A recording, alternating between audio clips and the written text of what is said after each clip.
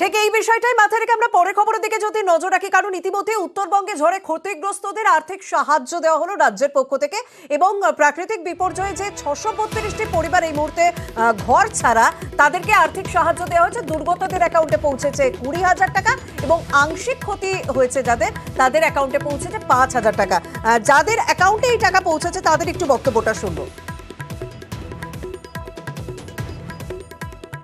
আমার মোবাইলে আমার মেসেজ ঢুকলো, দেখলাম যে 20,000 টাকা ঢুকছে। এই 20,000 টাকা কি কাজটা করবো বলেন? চলবে কি তাতে? আমাদের কিচ্ছু হচ্ছে না। এই জন্য আমার দেওয়া আছে যেন আর কিছু করে পয়সা আমাদের ইয়াতে ঢোকাইলে খুবই ভালো হয়। এই টাকাতে কিছুই হবে না। আর গ্রামে অধিকাংশই হলো এত গরিব, তারা দরিদ্র সীমার নিচে সবাই থাকে। আর এই সময় এমন নয় যে ফসল হবে, এই যেগুলো দেখা যাচ্ছে মাঠে, এই ফসল হতে আবার বহু দেরি। ওরা যে করবে কি হবে এটা বড় মুশকিল। আমার মানে আমার নিজেরও বলতে মানে ইচ্ছা করছে যে সরকার যদি আরো কিছু ফান্ড দেয় তাহলে লোকগুলো বাঁচবে।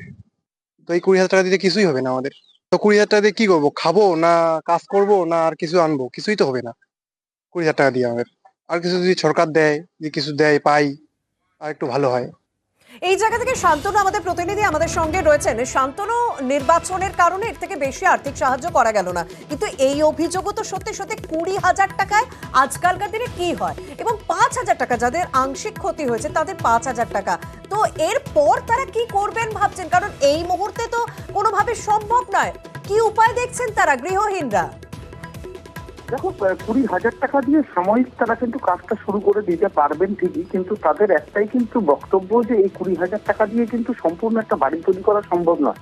রাজ্য সরকার যে কথা বলে আসছে প্রথম দিন থেকে যে তাদের বাড়ি তৈরি করে দেওয়া হবে, অর্থাৎ তারা কিন্তু সেই প্রশ্নেই অটল যে তাদের বক্তব্য 20,000 টাকা দিয়ে তাদের সাময়িক কয়েকটা দিন চলবে।